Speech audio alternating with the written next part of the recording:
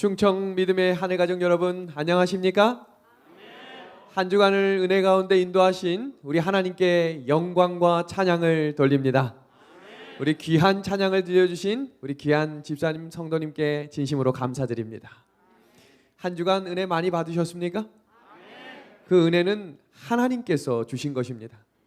각자에게 꼭 필요한 말씀으로 그 심령 속에 성령 하나님께서 임재하여 주시기를 우리 예수님의 이름으로 간절히 소망합니다.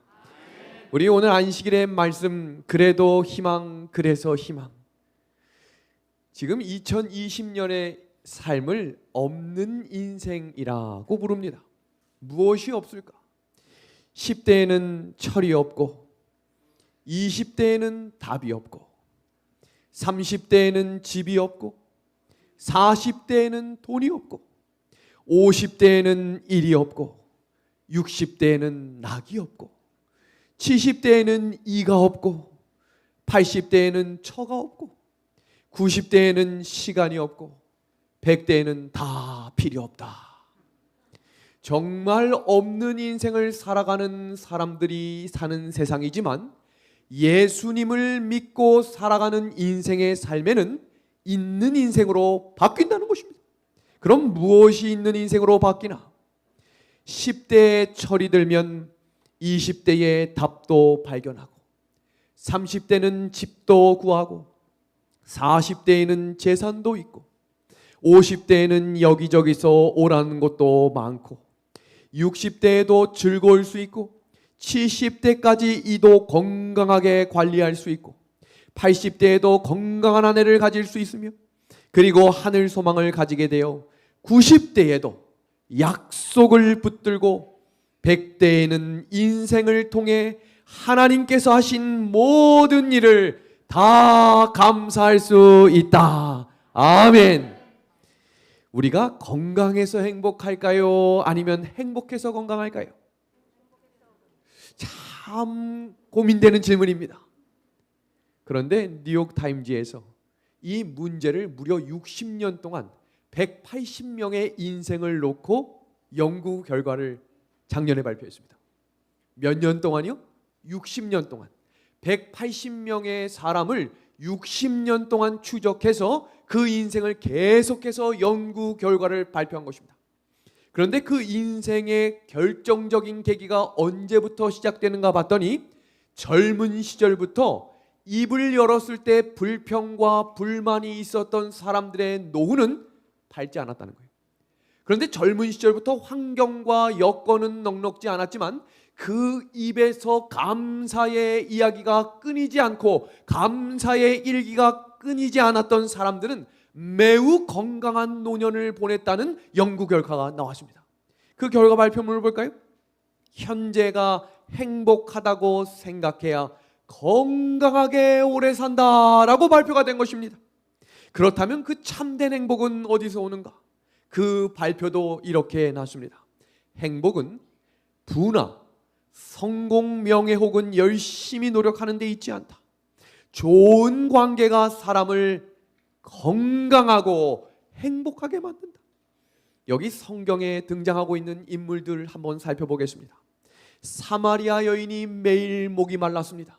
그런데 그 목말랐던 메마른 목이 예수님이 인도하시는 생명수를 마시자 마음 가운데 참된 행복이 회복되었습니다. 여기 막달라 마리아, 몸을 팔고 귀신 들렸던 이 여인이 예수님을 만나고 바른 관계를 회복하자 그의 인생이 전혀 다른 인생이 되었다는 것입니다. 돈만 밝혔던 삭개오, 그에게 내려오라고 이야기하시는 예수님을 경험하자 그의 인생이 완전히 변화되었음을 기억하셔야 합니다. 그래서 영감의 그는 우리가 항상 하나님과 바른 관계를 가지고 하나님을 의지하고 살면 마음이 안정되고 지속적인 행복을 가질 수 있다. 아멘입니다. 그래서 오늘 이 안식일 하나님께서 우리에게 말씀하십니다. 시편 136편 1절의 말씀입니다. 우리 한번 같이 읽어볼까요? 우리 방송으로 보고 계시고 각 가정과 온라인으로 참여하시는 모든 분들도 우리 한 목소리로 함께 읽어보겠습니다. 시작. 여호와께 감사하라. 그는 선하시며 그 인자하심이 영원함이로다. 아멘. 우리가 2020년 정말로 어려운 한 해를 보내고 있습니다. 그럼에도 불구하고 하나님이 지금 이 자리에 불러주셨습니다. 지금까지 지켜주셨습니다. 그리고 그 선하신 하나님께서는 우리의 인생의 발걸음을 끝까지 책임져 주심에 감사를 드립니다. 여기 글을 한번 볼까요? 10대의 자녀가 지금 당신에게 대들거나 심술을 부린다는 건 그 아이가 거리에서 방황하지 않고 집에 잘 있다는 뜻이고, 옷이 몸에 낀다는 건 내가 잘 먹고 잘 살고 있다는 뜻이고, 빨래거리와 다림질거리가 많다는 건 옷이 많다는 뜻이며, 가스요금이 많이 나왔다는 건 내가 따뜻하게 잘 살고 있다는 뜻이다. 누군가의 소리가 자꾸 거슬린다는 건 아직까지 내가 들을 수 있다는 것이고, 주차장 맨 끝에 겨우 한 자리 있다는 것은 내가 걸을 수 있고 물론 차까지 있다는 뜻이니 감사할 수 있지 아니한가. 여기 보시면 감사라고 하는 thanks는 think, 생각하다라는 어원에서 나온 단어입니다. 그래서 이 말은 한 번 더 깊이 생각하면 감사할 일이 얼마든지 있다는 것을 기억하라는 것입니다. 그래서 감사는 생각인 것입니다. 이번 한 주 감사하셨습니까?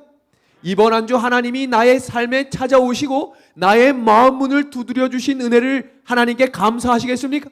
하나님은 그 감사를 통해 하나님과 바른 관계가 회복될 수 있음을 이야기하는 것입니다. 신앙에서 가장 중요한 신앙의 첫걸음은 감사라는 것입니다. 감사에는 3단계가 있습니다. 첫 번째는 조건부입니다. 하나님, 제가 이렇게 해주시면 감사하겠습니다. 그것은 온전한 감사가 아니라고 이야기했어요. 두 번째 감사는 때문에입니다. 이렇게 해주셨기 때문에, 이렇게 해주셨기 때문에. 그럼 그 때문에가 없어지면 모두 사라질 수 있다는 거예요. 감사도 사라질 수 있다는 것입니다. 그래서 성경적인 감사의 믿음의 자세는 전천후 감사입니다.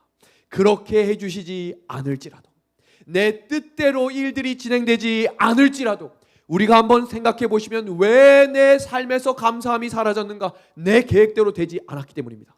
그런데 그 계획마저도 하나님께서 인도하고 계셨던 것이라면 감사할 수 있을까요? 감사할 수 있습니다. 그것이 바로 오늘 본문 시편 136편 1절의 말씀, 여호와께 감사하라. 그는 선하시며 그 인자하심이 뭐라고 되어 있어요? 영원하다고 이야기하셨습니다. 성경은 감사에 대해서 감사를 하든지 안 하든지라고 말하고 있지 않고 감사하라라고 말씀하셨어요. 그 말의 의미는 바로 감사는 명령이라는 것입니다.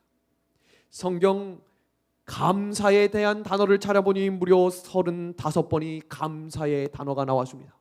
한번 살핍니다. 여호와께 감사하라. 너희는 여호와께 감사하며 그의 거룩함을 기억하며 감사하라. 강한 손으로 너를 인도하신 하나님께 감사하라.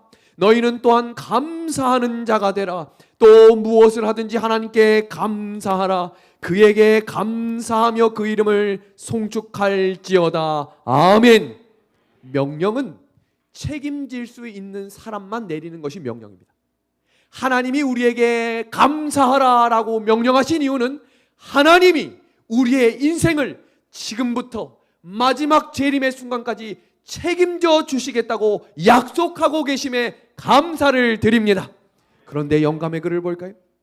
우리는 기도도 별로 하지 않고 감사하기를 너무 적게 한다. 그럼 마지막 때의 삶의 특징을 성경은 무엇이라고 이야기하고 있는지를 살피겠습니다. 로마서 1장 21절입니다. 하나님을 알되 하나님을 영화롭게도 아니하며 뭐하지도 않는다고 되어 있어요? 뭐하지도 않는다고 되어 있어요? 감사하지도 아니하겠다고 그랬어요. 두 번째 디모데후서 3장 1절과 2절입니다. 말세에 고통하는 때가 이르러 사람들이 자기를 사랑하며 돈을 사랑하며 자랑하며 교만하며 비방하며 부모를 거역하며 무엇하겠다고 나옵니까? 감사하지 아니하며. 마지막 때에 우리 입에서 사라질 단어는 바로 감사입니다.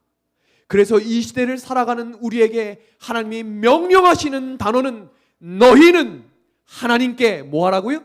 감사하라라고 이야기하고 있다는 사실입니다.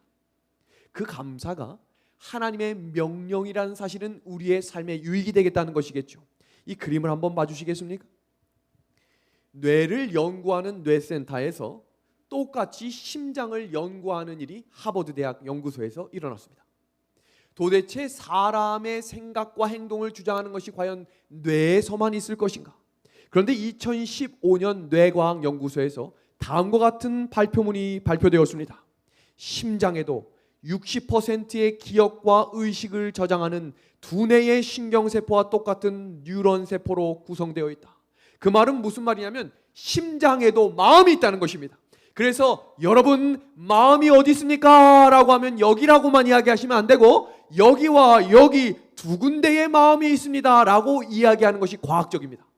그래서 우리의 마음이 아프다라고 할 때는 머리만 아픈 게 아니라 어디도 아픈 거예요? 심장도 아픈 것입니다. 그러면 이 그림을 한번 보시겠습니다. 스트레스를 받을 때의 심장 박동수가 매우 불규칙적으로 뛰고 있는 장면이 있습니다. 그런데 이 뇌센터 연구소에서 그 스트레스를 받고 있는 사람에게 감사의 조건과 감사의 마음을 가질 수 있는 삶의 인도하심을 생각하게 했더니 그의 심장 박동수가 규칙적으로 바뀐 것입니다. 그래서 하나님께서 감사하라라고 하는 이 말씀은 과학적으로도 증명된 우리의 삶과 우리의 영적인 유익의 필수적인 마음이라는 것입니다. 그래서 그 발표문을 보겠습니다.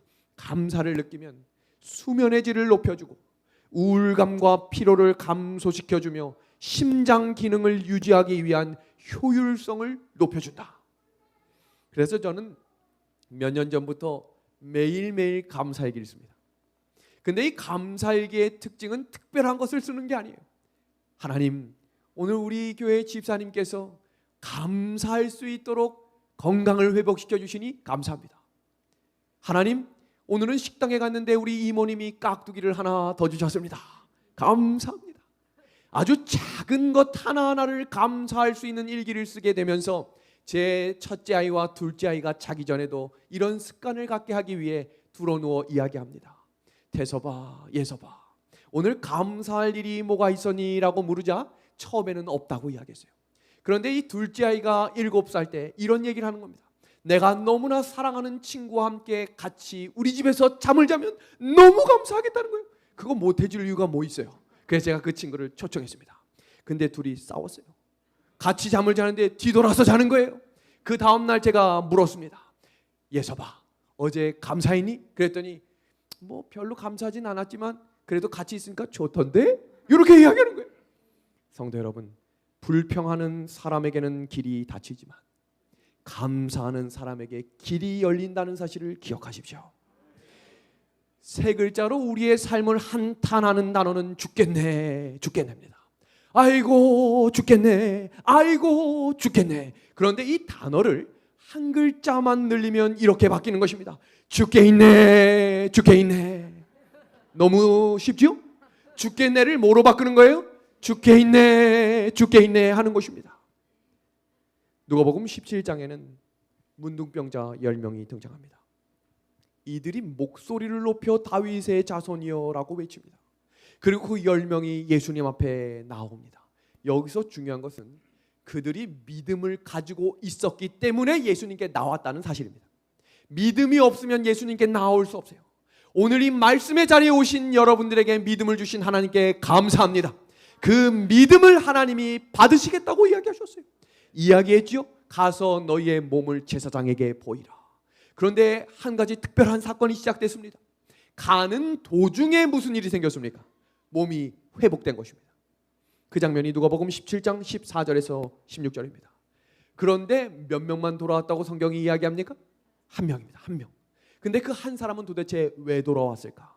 그 장면을 이해하기 위해 이 장면을 살핍니다.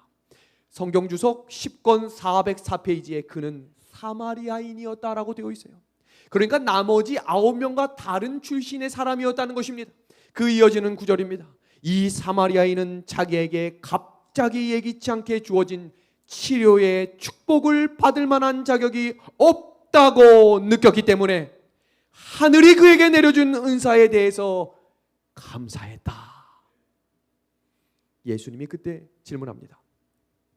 10사람이 분명히 다 깨끗해졌을 텐데 어떻게 너 혼자만 왔느냐? 여기서 우리는 굉장히 중요한 사실 하나를 발견합니다. 예수님은 단 한 번도 죽은 사람을 고쳐주고 38년 된 중풍병자도 일으키고 귀신 들린 자와 눈 없는 자의 소경의 눈을 뜨게 해주셨지만 한 번도 왜 너 감사하지 않느냐고 물은 적이 없어요. 왜냐하면 예수님은 공치사를 따지는 분이 아니기 때문입니다. 그런데 왜 이 장면에서만 유일하게 도대체 그 9명은 어디 있느냐라고 물었습니다. 이 장면을 이해하시기 위해 한 예화를 들려드리겠습니다. 10명의 문둥병자가 문둥병이 걸리면 가족과 함께 살 수 없이 저 성 밖으로 쫓겨나야 합니다. 사랑하는 나의 아들, 딸이 쫓겨났다고 생각해 보세요. 얼마나 보고 싶겠습니까? 그런데 갈 수가 없어요. 볼 수도 없어요. 그런 상황 속에 몸이 났습니다. 얼마나 기뻤을까요? 집에 뛰어갔겠죠? 그럼 그 부모님이 그 아들을 얼마나 사랑스럽게 안아줬겠습니까? 돌아왔는데 일 시키겠어요? 안 시키겠어요? 죽었다 살아났는데 일 시키겠어요? 첫째 날부터 잔치를 벌이겠죠? 주목할 만한 사실은 그 잔치가 도대체 언제까지 갈까요? 언제까지 두러누워 있는 아들, 딸을 보며 아이고 내 이쁜 아들, 내 이쁜 딸 하시겠어요? 길어도 일주일이 지나면 너 언제까지 누워 있을 거야? 2달이 지났다고 생각해 보세요. 너 지금 정신이 있는 거야? 없는 거야? 사람이 주는 기쁨은 잠시라는 거예요. 지금 하나님께서 예수 그리스도를 통해 그 9명이 어디 있느냐라고 물으신 이유는 사람이 주는 기쁨은 잠시 잠깐이며 하나님이 주시는 참된 기쁨을 누려야 하는데 그 9명은 어디 있느냐고 물으신 것입니다. 참된 행복과 새로운 삶의 은혜를 경험했던 그 한 명에게 가라라고 말씀하십니다. 주석의 말씀입니다. 하나님께 감사함을 잃어버린 자들은 그분을 완전히 잃어버릴 중대한 위험 가운데 있다는 것입니다. 우리의 인생에서 감사의 말이 끊어지거나 감사의 마음이 끊어지면 안 됩니다. 우리 믿음의 한 해 가정 여러분, 우리 자녀들을 얼마나 사랑하십니까? 우리 자녀만큼 손들을 얼마나 사랑하십니까? 그럼 이 말씀을 주목해서 보십시오. 만일 이 시대를 사는 어린이와 청년들이 제대로 가르침을 받았더라면 어떠한 영광과 찬미와 감사가 그들의 입술에서 하나님께 올려졌을 것인가? 감사를 배운 어린이들과 청년들은 하나님을 잊지 않고 기억할 것이다. 왜 이제 이것이 이렇게 중요한지 아시겠습니까? 여기 한 집사님이 계셨습니다. 지금은 전도사님이신데 이분이 간증을 하는 장면을 제가 보았습니다. 집사님의 남편은 농협연수원에서 교수로 지내시다가 세상과 친하게 지냈던 남편이었어요. 근데 이 집사님은 교회에 출석하긴 출석하셨지만 날라리 교인이었다고 본인 입으로 이야기했습니다. 교회에 오고 싶을 때 왔다가 오기 싫거나 보기 싫은 사람이 있으면 교회를 안 나갔던 사람인 거예요. 그런데 어느 날 이 남편이 정말로 신실한 집사님에게 전도를 받았는데 이 교수님이 얼마나 교회를 열심히 나가냐면 교회 1시간 전에 나가서 교회 정리를 하는 것입니다. 교회가 다 끝나고 제일 늦게 남아서 목사님께 수고하셨습니다 라고 인사하며 제가 무엇을 도울 일이 없겠습니까? 라고 이야기하는 거예요. 옆에 있는 집사님이 마음이 불안한 것입니다. 본인은 원래 오고 싶을 때 오고 가고 싶을 때 가야 되는데 남편이 교회를 떠나지 않는 것입니다. 이걸 어떡하나 하다가 점점 교회에 가까이 오기 시작했어요. 그러던 어느 날 이 남편에게 결장함이 찾아왔습니다. 정말로 신실한 교인이 되었는데도 불구하고 열심으로 온 교인이 한 마음과 이 집사님이 새벽까지 기도하며 하나님께 기도했습니다. 하나님 낫게만 해주십시오. 낫게만 해주십시오. 그런데 남편이 죽었습니다. 얼마나 큰 실망이 왔을까요? 그리고 이 집사님도 교회를 떠났어요. 그리고 긴 세월이 지나 다시금 교회 한번 가볼까 하고 교회를 찾아왔습니다. 그런데 그날 마침 한 장로님이 간증을 하시는 시간이었어요. 그런데 그 장로님이 남편과 똑같은 암에 걸렸던 거예요. 그런데 그 간증문이 이거였어요. 하나님께서 나의 암을 낫게 해주셨습니다. 그런데 이 집사님이 화가 머리끝까지 치솟은 것입니다. 하나님, 장로 기도는 들어주고 집사 기도는 안 들어줍니까? 저장로는 낫게 해주셨는데 왜 제 남편은 죽게 놔두셨습니까? 엘리야와 엘리사가 있습니다. 우리 성도님들이 생각하실 때 엘리야가 더 인상적이세요? 엘리사가 더 인상적이세요? 아마 이렇게 질문하면 많은 분들이 엘리야라고 대답하실 거예요. 왜냐하면 엘리야는 하늘에서 뭘 내려오게 했죠? 불이 내려오게 했잖아요. 그런데 성경을 자세히 읽어보면 기적이 그게 끝입니다. 엘리야는. 그런데 엘리사는 살아가며 수많은 기적들을 경험했고 사람을 살리기도 했어요. 죽은 사람까지 살렸습니다. 그럼 누가 더 하나님께서 귀하게 사용하셨다고 이야기할 수 있어요? 성경적으로 엘리사예요. 그런데 우리가 아는 것처럼 엘리야는 뭘 타고 하늘로 살아서 올라갔죠? 불병거입니다. 그러면 엘리야보다 더 많은 사역과 능력과 일을 했던 엘리사는 천사들이 와서 직접 데려가야 되는 거 아니겠습니까? 그런데 어떻게 죽었는지 보겠습니다. 병들어 죽었어요. 지병이 있었는데 그 병이 낫질 않은 거예요. 그래서 어떻게 죽었냐면 시름시름 앓다가 죽었습니다. 그럼 엘리사가 마음으로 방금 전 그 집사님처럼 하나님 어떻게 저에게 이러실 수 있습니까? 제가 교회에서 얼마나 헌신하고 하나님밖에 모르고 살았는데 우리 엘리야 선지자님은 지금 하늘로 데려가고 저는 이렇게 아파 있으면 사람들이 저를 뭘로 보겠습니까? 라고 이야기할 수 있지 않겠습니까? 그러나 엘리사는 단 한마디의 불평과 불신을 하지 않았어요. 왜 그랬을까? 영감의 글입니다. 그는 감사하는 믿음으로 하나님의 약속을 굳게 붙잡았고 항상 자기의 주위에서 위로와 평화를 주시는 하늘 사자들을 보았다. 이것입니다. 하나님께서 하나님의 뜻을 이루실 것을 믿음으로 전진한 것입니다. 믿음의 하늘 가족 여러분, 데살로니가전서 5장 18절에 이렇게 말씀하십니다. 범사에 감사하라. 이것을 영어로 이야기하면 everything이에요. 이 말은 모든 것을 감사하는 것입니다. 데살로니가전서는 재림을 기다리던 데살로니가 교회 성도들에게 쓴 편지입니다.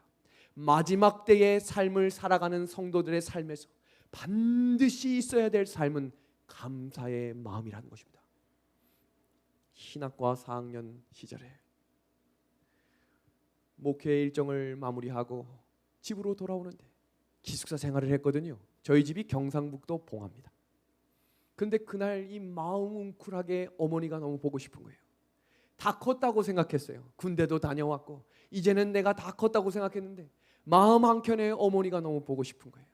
그래서 그날 저녁 차를 렌트해서 아버지께 전화를 드렸어요. 아버지, 제가 지금 시간이 10시 반인데 제가 지금 집에를 좀 잠시 가겠습니다. 아이고, 너무 늦은 거 아니야? 조심해서 오면 좋겠다. 수화기 너머로 기쁘고 반가운 목소리를 들으니 더 기분 좋게 내려가게 되었습니다. 그리고 제가 서울에 같이 살고 있었던 형님에게도 같이 가자고 제안을 하고 우리 둘은 저녁 10시 반에 렌트한 스타렉스를 끌고 내려가기 시작했습니다. 제가 이사를 간 것은 고등학교 3학년에 이사를 갔기 때문에 군대를 다녀오고 대학을 다니면서 집을 굉장히 자주 못 갔었어요. 그래서 운전 미숙인데 밤길에 운전을 하니 시골길을 거의 다 왔는데 그 당시는 내비게이션이 지금처럼 좋지 않던 시대였습니다. 핸드폰도 하루 종일 썼기 때문에 깜빡깜빡이며 내비게이션을 끄고 간판만 보고 찾아가던 그 시간, 시골길을 잘못 들어갔어요. 근데 잘못 들어갔는데 문제는 외길인데 뒤로 빠꾸를 하려니까 할 수가 없는 거예요. 정말로 잘못 왔어요. 이젠 전등도 없이 앞이 너무 어두워요. 이제 뒤로 후진을 하고 나가야 합니다.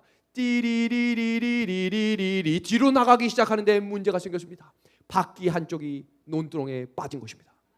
우리 형이 화가 머리끝까지 났어요. 나 피곤해 죽겠는데 괜히 오자고 해가지고 지금 너 이거 뭐하는 짓이야?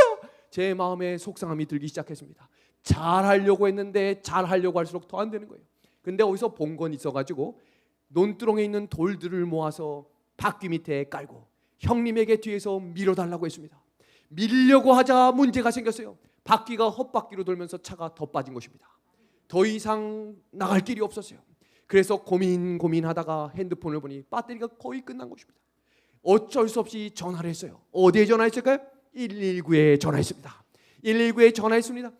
밤 12시가 넘은 그 시간 구급차에게 전화한 거예요. 제발 좀 도와주십시오. 그랬더니 들려오는 수화기에 이런 이야기를 하는 거예요. 어디십니까? 제가 어딘 줄 알면 전화했겠습니까?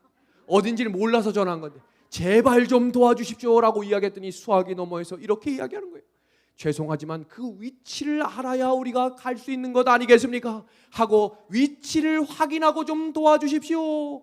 그때 핸드폰은 마지막 1% 깜빡깜빡이고 있었어요. 이제 더 이상 주저할 수 없이 아버지께 전화를 했습니다. 똑같이 이야기했어요. 아버지, 상황이 바퀴가 빠졌고 여기가 어딘지를 모르겠는데 지금 톨게이트를 나와서 비슷한 길, 우리 집 가는 길이랑 너무 비슷한 그 길에 내가 빠져 있으니 도와주십시오 하는 그 순간 핸드폰이 꺼졌어요. 이제 이러다 밤샐 수 있는 형님의 눈치를 보다 밤이 지새우는데 화가 나기 시작하는 거예요. 119에도 화가 나고 지금 운전 못한 나도 화가 나고 이렇게 아무것도 보이지 않는 이곳에서 도대체 나는 무엇하고 있는가 화가 난 것입니다. 그런데 시간이 1시간이 채지지 않아 구급차 소리가 나기 시작했습니다. 위웅위웅위웅위웅. 도대체 이건 무슨 소린가? 누가 오고 있는가 봤더니 그 앞에 저희 아버지가 차를 끌고 구급차와 소방차를 대동하고 오기 시작하는 것입니다. 알고 보니 아버지에게 제가 일렀거든요. 119가 제 전화를 끊었습니다 라고 이야기했더니 저희 아버지가 사실 이장님이셨어요. 그래서 야가지고 지금 우리 아들이 지금 이러고 있는데 우리 함께 가봅시다 하고 왔습니다. 그런데 결국은 너무 외길이어서 그 당시 우리 아버지 차 스포티지가 그 스타렉스를 꺼내줬습니다. 성도 여러분, 아버지를 부르면 하나님의 군대와 함께 우리를 이끌어 주시겠다라고 약속해 주셨습니다. 그것이 바로 야곱이 하나님께 간곡히 기도하며 도와달라고 기도했던 마하나임의 하나님, 군대의 주 하나님께서 우리의 어려움을 지켜주시겠다고 약속하신 것입니다. 로마서 8장 28절의 말씀입니다. 우리가 알거니와 하나님을 사랑하는 자 곧 그 뜻대로 부르심을 입은 자들에게는, 우리 함께 읽어볼까요? 모든 것이, 시작, 모든 것이 합력하여 선을 이루느니라. 아멘. 영감의 글은 하나님께서는 각자를 위한 특별한 장소를 가지고 계신다. 그분께서는 모든 사람에게 자기를 주신다. 오늘 다니엘의 이야기를 특목고에 입학한 학생으로 이야기하겠습니다. 당시 다니엘이 18살이었기 때문에 고등학교 나이죠. 특목고에 입학하는 게 쉬워요, 어려워요? 초등학교 2학년 때부터 남들보다 3시간씩 적게 자야 들어가는 것이 특목고입니다. 남들도 들어가고 싶어하는 그 특목고에 입학을 하였습니다. 근데 교장 선생님이 오셔서 너희를 위해 준비한 특식을 앞으로 열심히 먹어라 라고 했는데, 학생이 교장 선생님한테 찾아가서 뭐라고 이야기하냐면 저 급식 안 먹겠습니다 라고 이야기한 거예요. 얼마나 버릇없고 얼마나 어처구니 없는 일입니까? 이어지는 장면, 다윗이 노년이 되어 법이 만들어졌어요. 기도하지 말아라. 그런데 골방이나 지하방에서 기도하면 안 된다라는 구절이 없기 때문에 숨어서 기도해도 됐어요. 그런데 다니엘은 숨지 않고 전에 하던 대로 기도합니다. 왜 그런 줄 아십니까? 사단이 그 법을 만들었다는 것을 알고 있었기 때문이에요. 예레미야 5장 1절에 한 사람이 하나님의 뜻에 맞게 기도하기 시작하면 하나님이 움직이신다는 사실을 알고 있었던 다니엘이 기도하자 사단이 법령을 만들어 기도하지 못하게 만든 것입니다. 그런 상황 속에 기도를 물러서는 사람이 되어서는 안 되는 것입니다. 작정하여 목숨을 걸고 기도합니다. 여기서 중요한 사실은 다니엘은 사자굴에 들어갈지라도 나를 구해달라고 기도한 적은 없어요. 하나님, 제가 이곳에서 죽을지라도 하나님의 뜻이 이루어지기를 기도합니다. 그게 믿음의 기도입니다. 다니엘의 세 친구가 불뭇불에 들어가서 조무리를 건져주십시오라고 기도한 게 아니라 우리가 죽음으로 하나님께 영광이 되게 하시고 여기에 하나님을 잊은 주의 백성들이 깨어날 수 있도록 도와주십시오라고 기도한 것입니다. 성도 여러분, 우리들이 기도하는 내용입니다. 기도하는 유형은 3가지가 있어요. 첫 번째는 기도하지 않으면서 걱정만 하는 사람, 두 번째는 기도하면서 걱정도 하는 사람, 세 번째 기도하기 때문에 걱정하지 않는 사람. 우리 성도님들은 어디에 속하십니까? 저는 아마 두 번째인 것 같아요. 저는 믿음이 연약하고 자주자주 넘어지기 때문에 하나님이 항상 저를 지켜주지 않을 수가 없을 겁니다. 제가 하나님께 기도하는 장면이 항상 친구처럼 기도하라고 하셨죠? 하나님 도와주시옵소서라고 하는 이 기도는 친구에게 하는 이야기가 아니죠. 하나님 듣고 계시죠? 하나님 화이팅. 왜요? 이제 하나님이 우리를 부르신 겁니까? 내가 여기 선택해서 온 겁니까? 우리가 배웠죠? 너희를 선택해서 불렀다 그랬습니다. 그럼 그 말은 하나님이 책임지실 일이 점점 많아지고 있는 것입니다. 그래서 우리가 기도하기 시작하는 순간부터는 그 책임이 하나님께 넘어가는 것입니다. 그래서 우리가 할 때 기도를 어떻게 하시면 되냐면 화이팅만 외쳐주시면 돼요. 누가 일하실 거예요? 하나님이 일하시는 것입니다. 자, 여기 질문 한번 해보겠습니다. 하나님은 우리가 무엇을 필요로 하는지 다 아신다. O입니까? X입니까? O. 한 가지 더 질문입니다. 하나님은 반드시 우리가 원하는 대로 응답해 주시는 것은 아니다. O입니까? X입니까? 그럼 왜 기도합니까? 하나님은 무엇을 필요로 하는지 다 알고 우리가 기도하는 대로 다 들어주시는 게 아닌데 그럼 왜 기도하죠? 지금 속으로 그렇네 이렇게 하시면 안 됩니다. 왜냐하면 기도는 내가 기도하기 전보다 점점 더 하나님과 가까워져서 하나님의 뜻이 무엇인지를 깨닫기 위해 하나님이 우리에게 주신 은혜의 선물이기 때문입니다. 그래서 문제는 사람이 가지고 있지만 해답은 누가 가지고 계신 거예요? 하나님이 가지고 계신 것을 믿음으로 전진하는 것이 바로 기도의 마음입니다. 영감의 글은 우리를 위하여 세우신 하나님의 계획들을 성공시키기 위해서 자주 우리들이 세운 계획들을 실패하게 하신다.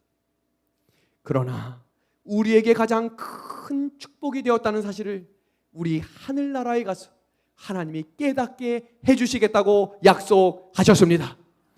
여기 이 그림을 한번 봐주시겠습니까?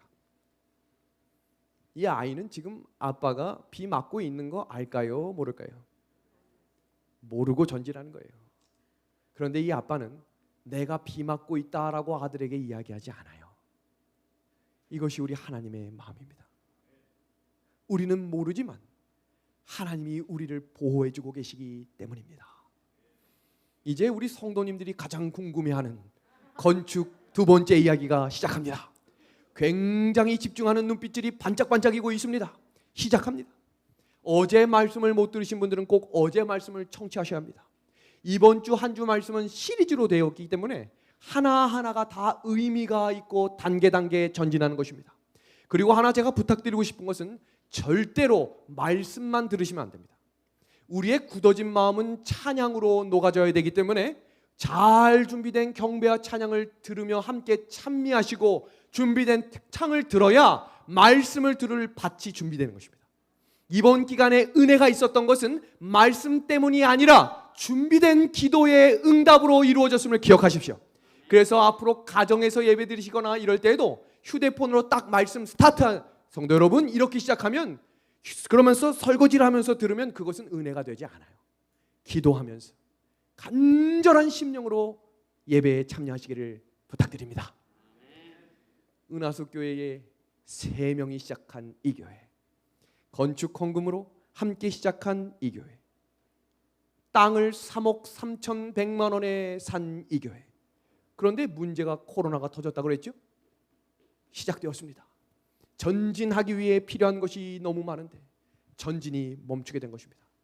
저는 믿음이 연약한 사람입니다. 자주 넘어집니다. 그래서 하나님께 매달립니다. 하나님이 해결해 주시지 않으면 제가 어떻게 나가겠습니까? 그리고 기도 끝에 뭐 하는 거예요? 화이팅. 누가 책임지는 거예요? 하나님께서 책임지십시오. 서울에 볼 일이 있어서 병원에 들려 건강검진을 마치고 산에 올라가 기도하며 답답한 심령을 하나님께 토로했습니다.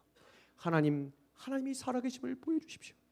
제가 이 답답한 마음과 이 코로나로 시작된 그때 가장 많이 들렸던 이야기는 건축을 포기하고 땅을 되팔라는 이야기가 주변에서 들려오기 시작했고, 지금 이런 시기에 무슨 건축은 건축이냐, 교회를 합병하는 것이 더 합리적이라는 선배들의 이야기도 듣게 되었습니다. 그런 와중에 하나님께 기도할 때 하나님이 저에게 이렇게 이야기하셨어요. 무지개를 보여주셨어요. 아무것도 없는 비가 내리지 않는 곳이었지만 삼육병원 안에 있는 에덴 동산 분수대 위에 무지개가 떴습니다. 그리고 제 마음속에 떠올랐던 한 말씀이 두려워 말아라. 내가 너와 함께하겠다. 참으로 너를 도와주겠다. 그래서 제가 그때 생각났던 한 단어가 있습니다. 기도의 자리를 회복해야겠다. 제가 대학교 4학년 시절에 강사 목사님이 오셔서 신앙부흥회를 할 때 이렇게 이야기하셨어요. 새벽에 기도하는 기도를 하나님이 땅에 떨어뜨리지 않으신다. 5시 반에 일어나서 오약봉에 올라갔습니다. 그때에도 기도하던 선배들이 있었어요. 4시 반에 일어나 새벽에 오약봉에 올라갔습니다. 그때에 기도했던 선배들이 있었습니다. 새벽 4시에 일어나 오약봉에 기도하러 올라갔습니다. 그때 나무를 붙들고 기도했던 믿음의 동역자들이 있었습니다. 그분들이 바로 우리와 함께 목회를 하고 있는 목사님들이에요. 그때 그 눈물로 했던 기도들을 함께 회복하기 시작했습니다. 그리고 그때 전진했던 것이 바로 특별 새벽 기도였습니다. 여기 그림을 보시면 전교인 특별 새벽 기도입니다. 전교인 몇 명이라고 그랬죠? 15. 그럼 새벽 기도에 몇 명 나왔다고 했죠? 3명. 전교인 새벽 기도회 운동을 시작했습니다. 몇 명이 나왔을까요? 얼마나 많이 나왔는지 깜짝 놀라실 것입니다. 6명 나왔습니다. 대단합니까? 3명 나오던 데서 6명 나왔으니까 2배 성장 아니에요. 전진하기 시작했어요. 그런데 하나님께서 그때부터 일을 하기 시작했습니다. 건축을 시작하려면 돈이 있어야 하는데 돈이 없었죠. 그래서 제가 2 아들을 앉혀놓고 설명했습니다. 아빠가 이제 하나님을 믿고 건축을 전진할 것인데 너희들도 헌신하면 좋겠다. 그랬더니 첫째 아이가 이렇게 묻는 거예요. 아빠, 헌신이 뭐야? 너가 갖고 있는 것 다 하나님께 드리면 어때? 첫째 아이는 언제나 생각을 많이 하기 때문에 그러면 내가 갖고 있는 10,000원을 하나님께 드려보면 어떨까? 충분하다. 그랬더니 둘째 아이는 별로 생각이 없어요. 난 내가 가진 거 다 내놓을게. 5만 원을 냈습니다. 그 아이에게 5만 원은 그 당시 갖고 있던 전 재산이었어요. 이제 됐다. 전진이다. 2번째 건축 헌금일이 되었습니다. 제가 2 아이의 이야기를 했겠죠? 믿음의 가족들에게 선포했습니다. 가지고 있는 것 다 내십시오.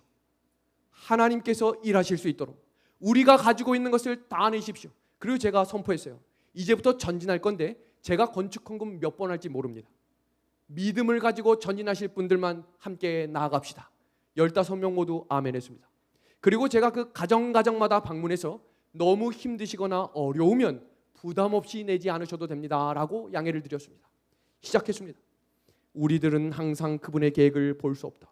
그러나 그는 가장 적합한 때에 우리들에게 그들을 보여줄 것이다. 한 사건이 생겼습니다. 춘천은하숙교회는 재림마을에 연동되어 있는 미라소 설교 방송을 2년 전부터 시작했습니다. 매 안식일마다 설교가 끝나면 100여 명의 성도들이 함께 말씀을 들었던 그 말씀 자리에 2차 헌금일이 끝나고 난 그 다음날 새벽에 깜짝 놀라게 되었어요. 하루 사이에 18,000명이 설교를 들은 것입니다. 몇 명이요? 18,000명. 그날부터 연락이 오기 시작하는 거예요. 한글입니다.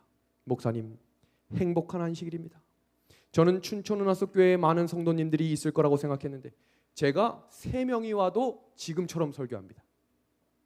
그러니까 방송을 들으시는 분들은 춘천은하숙교회가 150명 정도 되는 교회인 줄 아셨던 거예요. 그런데 제가 2차 헌금일 때 발표했거든요. 지금 이곳에 앉아 계신 분은 4명입니다. 그러나 하나님께서 이 교회를 붙드실 것으로 믿으며 전진합니다. 근데 이분은 호주에 사시는 분인데 이렇게 이야기한 것입니다. 춘천은하숙교회 설교로 자고 있던 저의 영혼이 먼저 깨어지고 저를 통해 오랫동안 교회를 떠났던 저의 누나가 교회를 다시 찾아오게 되었습니다. 이어지는 또 다른 글입니다. 목사님, 늦은 시간에 톡을 드립니다. 춘천은하숙교회 앱에 들어가서 여러모로 찾아보아도 계좌번호가 없어서 부끄럽지만 목사님께 연락을 드립니다. 은하숙교회 건축 헌금을 조금이라도 드리고 싶은데 너무 보잘것이 없어 몰래 드리려고 찾아봐도 안 보였습니다. 부끄럽지만 저희는 가진 게 빚이라 버는 대로 빚을 갚아야 열심히다 보니 모아놓은 곳이 없어서 목돈을 드릴 수가 없어 매달 결산할 때마다 조금씩 드리고 싶습니다. 저희 가정은 매월 10만 원씩 은하숙교회 건축빚이 없어질 때까지 헌금하겠습니다. 하나님께서 숨어있는 주의 백성들을 깨우시기 시작했습니다. 교회를 다니지 않던 백성들, 코로나로 인해 교회가 문이 닫히자 하나님의 살아있는 백성들이 말씀을 듣기 시작한 것입니다. 그렇게 1층이 올라갔습니다. 이제 잔고가 또 영원이 되었습니다. 이제 3차 헌금일이 된 것입니다. 제가 설교를 할 때마다 가장 마음에 부담인 것은 눈물로 호소할 때마다 우리 은하숙교회 가족들이 얼마나 힘들지는 않을까. 그런데 우리 77세 할머니가 제 등을 두드려주며 아이고 우리 윤 목사 너무 불쌍해 그래요. 그럼 됐습니다. 저를 불쌍히 봐주십시오. 제가 가진 것도 없고 할 수 있는 것 없지만 하나님께서 전진하라 하셨으니 전진합니다. 그 다음날 또 한 번의 편지가 왔습니다. 목사님, 얼마 전부터 제 아내도 말씀 듣기를 시작해서 많은 은혜를 받고 새 생명을 얻은 것 같다고 하더니 오늘은 건축 헌금을 조금이라도 참여하고 싶다고 입금하다네요. 은혜롭게 말씀을 통해 다시금 저와 제 아내에게 하나님을 만나게 해주셔서 진심으로 감사드립니다. 이게 어떤 분의 간증인지 보십시오. 목사님의 말씀을 듣고 아내와 논의 후 이번 주 안식일부터 교회에 참석하기로 했습니다. 10년 만에 교회를 다시 찾은 것입니다. 또 다른 글입니다. 안녕하세요. 저는 미국에 사는 누구입니다. 매일매일 험난한 세상을 살려가더니 참 버겁고 잠깐 교회가 오픈했다가 이제 미국도 약 8개월 동안 교회를 가신 적이 없는 것입니다. 그러던 중 성경을 다시 읽게 되었습니다.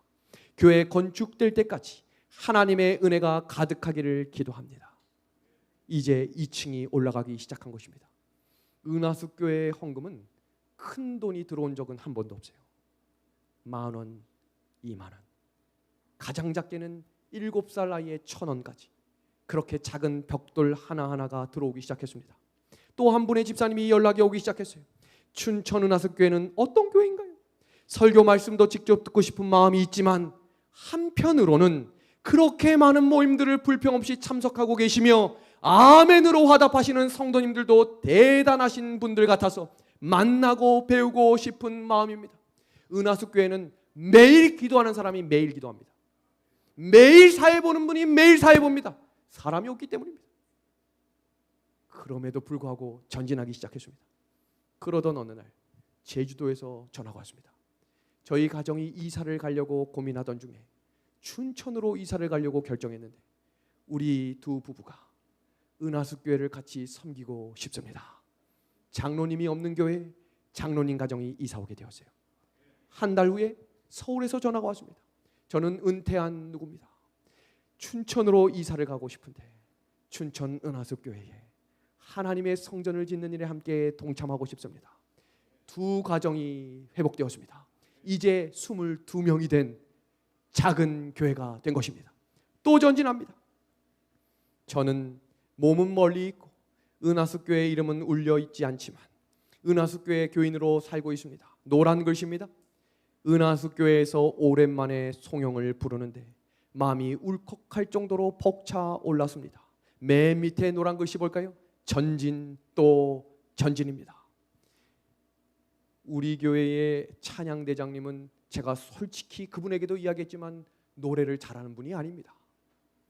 음을 잘 못 잡으세요. 그런데 그 찬양을 듣고 마음에 눈물을 흘리는 성령의 역사가 일어난 것입니다. 그렇게 교회가 2층으로 올라가기 시작했습니다.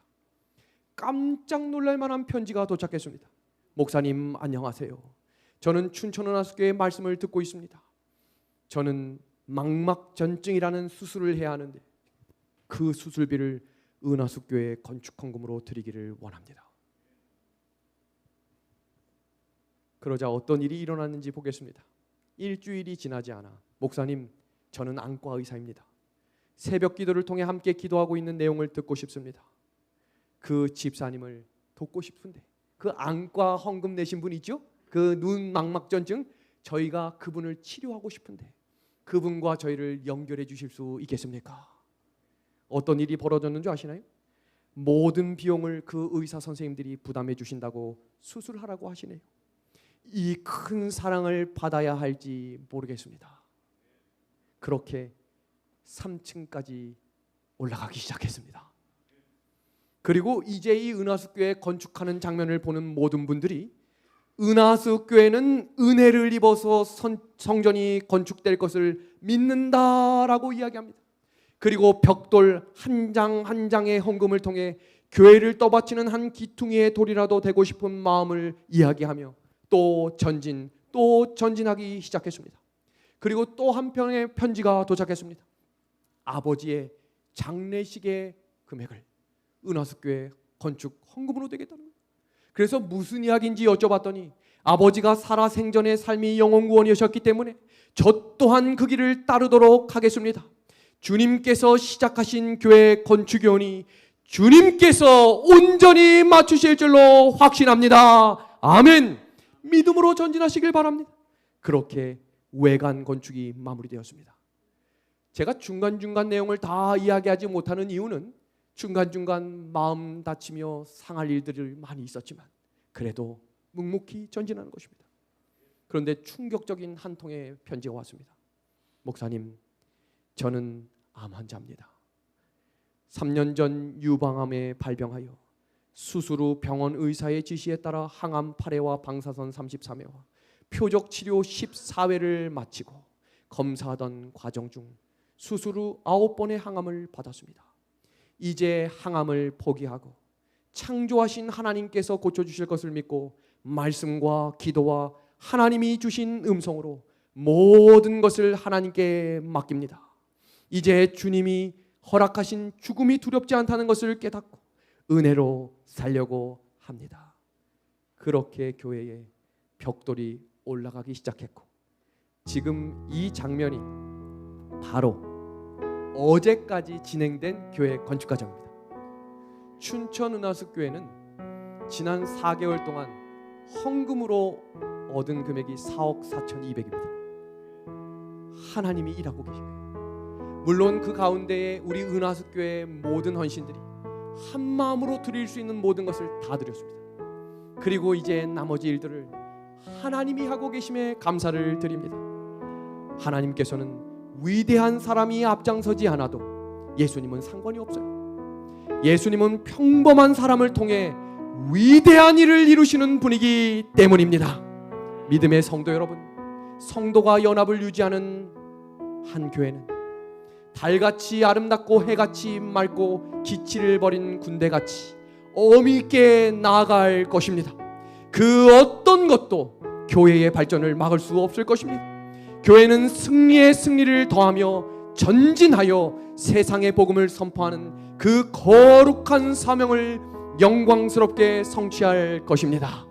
우리 전도회를 마무리하며 영접하는 자, 그 이름을 믿는 자들에게는 하나님의 자녀가 되는 권세를 주겠다고 약속하셨습니다. 그 믿음의 구원은 은혜를 통해 믿음으로 말미암아 주시는 선물임을 기억하심으로 살아계신 하나님의 말씀을 들으십시오. 그 하나님과 전진하십시오. 그래서 하나님을 믿는 우리의 믿음을 굳게 하십시오. 이전보다 더욱 강한 소망을 갖도록 하십시오. 하나님이 여기까지 우리를 도우셨던 것처럼 끝까지 우리를 지켜주실 것입니다. 우리를 불러주신 하나님께 우리 순종하는 마음으로 우리 예수님 재림하시는 그날까지 이 길 포기하지 않고 좁고 때로는 힘들어도 이 길 끝까지 걸어가는 우리 믿음의 한 해 가족 되기를 바라며 우리 안식일 말씀을 마칩니다. 우리 말씀을 생각하며 좋으신 하나님 우리 함께 찬미하고 기도하겠습니다. 좋으신 하나님, 좋으신 하나님, 참 좋으신 나의 하나님. 복음의 빛으로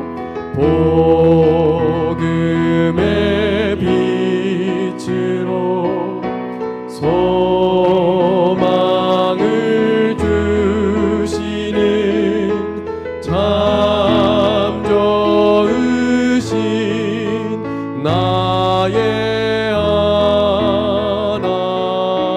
하나님. 진리의 백성을 진리의 백성을 보호해 주시는 참 좋으신 나의 하나님. 나의 하나님, 잠저으신 나의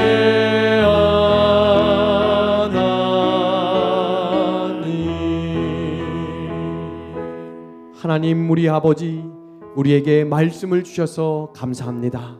말씀 대신 예수님을 따라가므로 이 길 끝까지 전진하게 하여 주옵소서. 하나님의 말씀을 개인의 구주로 영접한 우리 귀한 주님의 성도들에게 한량없는 은총으로 옷 입혀주시고 의의 옷을 입음으로 주의 자녀로 새로 태어날 수 있도록 인도하여 주시옵소서. 이제는 하늘아버지의 영광과 예수 그리스도의 십자가의 은혜와 성령의 감동하심이 주의 귀한 충청 성도들의 마음마다 충만히 임하여 주시기를 예수님의 이름으로 축원하옵나이다. 아멘.